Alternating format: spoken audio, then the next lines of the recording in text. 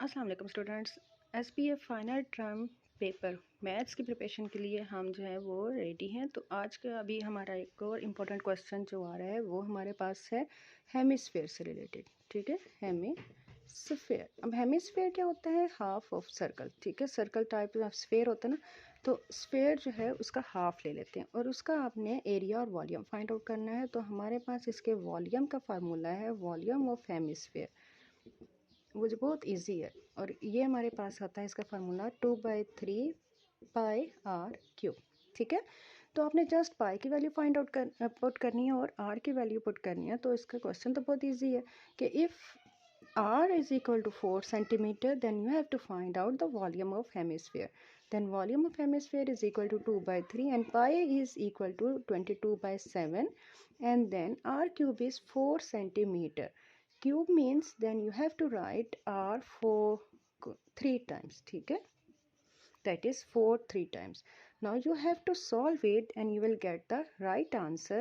Like there is no cutting, so 22 is 44 and 7 3s are 21. Then you have to write 4 4s are 16, 16 4s are 64.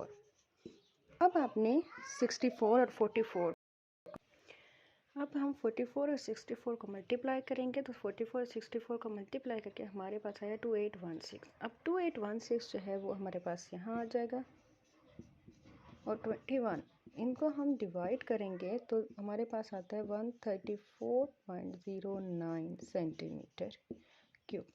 अब ये hemisphere का volume है, तो may be वो area भी पूछ सकते हैं क्योंकि वर्जन बहुत है, तो हर एक का अपना क्वेश्चन है। ठीक है, तो इम्पोर्टेंट जो है वो हेमिस्फेयर का टॉपिक है, तो आप इसको रेडी करें। तो आपका हेमिस्फेयर का ये टॉपिक क्लियर हो गया तो आपके 5 to 6 मार्क्स जो हैं वो आपके आ जाएंगे।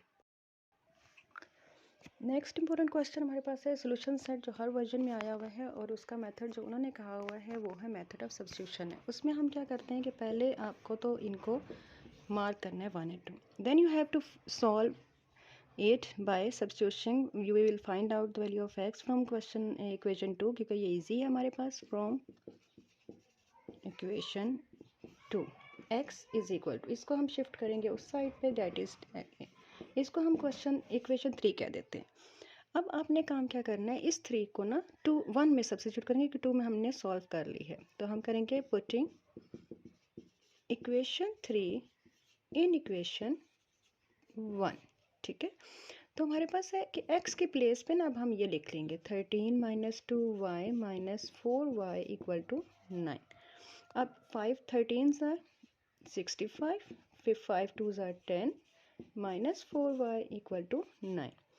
अब हम इनको सॉल्व आउट करें तो हमारे पास क्या आता है कि हम -10 और -4 -14 हो गया। ठीक है, और ये 65 इस साइड पे आ जाएगा, तो हम 9 - 65 करेंगे -14y एंड 9 जब इसमें से माइनस हुए तो फिर हमारे पास आ जाएगा, जब 9 माइनस होगा तो ये हमारे पास आ जाएगा 56। तो हमारे पास इसमें भी माइनस आएगा ग्रेटर वैल्यू का। अब हम -56 ओवर -14 करेंगे तो 14 4 जो वो होता है। अब y हमारे पास आ गया। अब हम इस y की वैल्यू को put y is equal to 4 in equation जो 3 हमारे पास थी उसमें करेंगे। ठीक है, तो 3 हमारे पास थी x is equal to 13 - 2y, y में हम 4 कर देंगे।